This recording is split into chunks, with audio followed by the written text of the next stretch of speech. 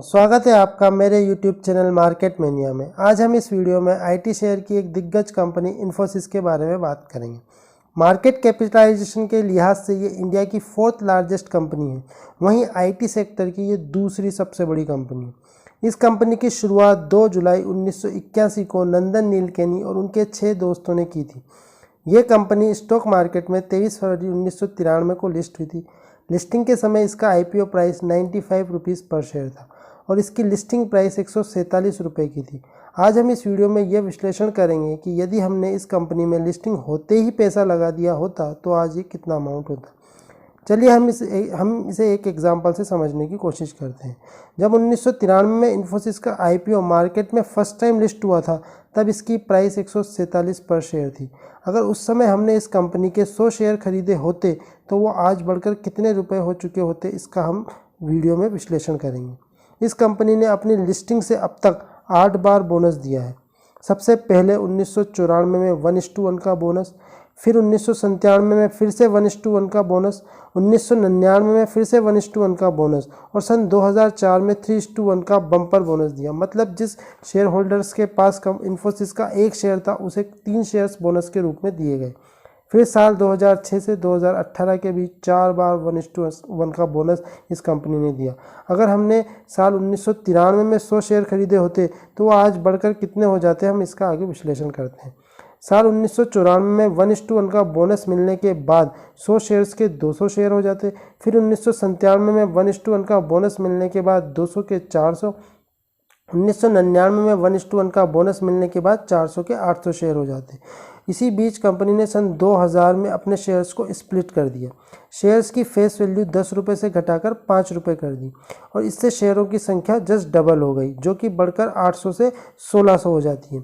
और सन 2004 में 3:1 का बोनस मिलने के बाद शेयर्स की संख्या 1600 से बढ़कर 6400 हो जाती है। और सन 2006 में शेयर्स की संख्या 1:1 का बोनस फिर से मिलने के बाद 6400 से 12800 हो जाती है। और सन 2014 में 1:1 का बोनस मिलने के बाद 25600 हो जाती है। और 2015 में फिर से 1:1 का बोनस मिलने के बाद 51200 और सन 2018 में फिर से 1:1 का बोनस मिलने के बाद शेयर्स की संख्या 1,02,400 हो जाती है।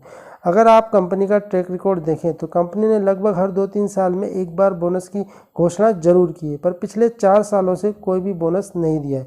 तो इससे आप अंदाज़ा लगा सकते हैं कि सन 2022 में कंपनी के बोनस शेयर्स इशू करने की कितनी ज़्यादा संभावना है। अब आप देख सकते हैं कि कैसे बोनस मिलने की वजह से 100 शेयर्स बढ़कर 1,02,400 हो गए और आज एक शेयर की वैल्यू लगभग 1900 पर शेयर है। और अगर इस प्राइस को हम टोटल शेयर से मल्टीप्लाइड करते हैं तो आज इसकी कुल कीमत जो निकल कर आती है वो आती है 19,45,60,000। अब आपके मन में एक सवाल जरूर आ रहा होगा कि कंपनी ने इतने सालों में क्या कभी कोई डिविडेंड नहीं दिया। तो मैं आपकी जानकारी के लिए बता दूं कि कंपनी ने लगभग हर साल डिविडेंड दिया है।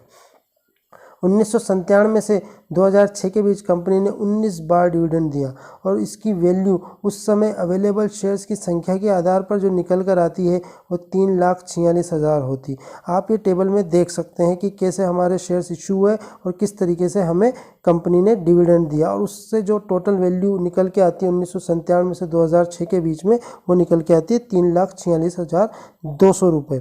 अब उसके बाद आप देख सकते हैं कि सन 2006 से 2014 के बीच में कंपनी ने 17 बार डिविडेंड दिया और उस समय शेयर्स की संख्या के आधार पर डिविडेंड की जो कुल वैल्यू निकल कर आती है वो 21,45,600 आती है, जो आप टेबल में देख सकते हैं।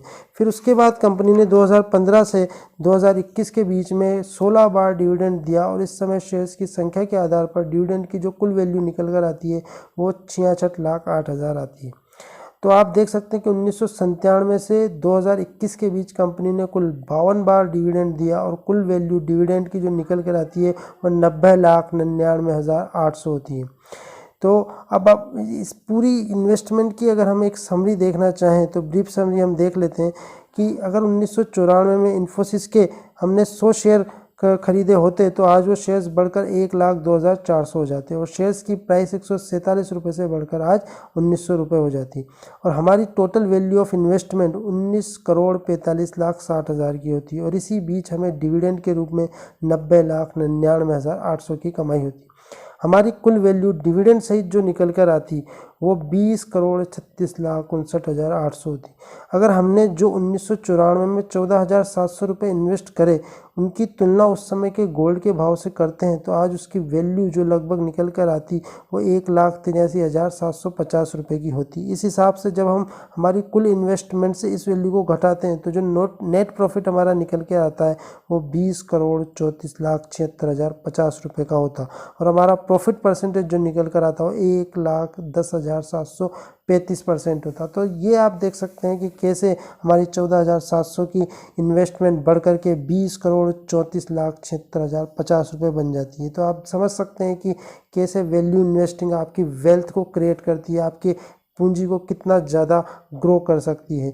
ये पूरी इन्फॉर्मेशन आपके इन वैल्यू इन्वेस्टमेंट को समझाने के पर्पज़ से बताई गई थी इन्फोसिस का एग्जांपल लेके। अगर इन्फॉर्मेशन आपको पसंद आई हो तो चैनल को लाइक, शेयर एंड सब्सक्राइब करना ना भूलें। Thanks for watching this video.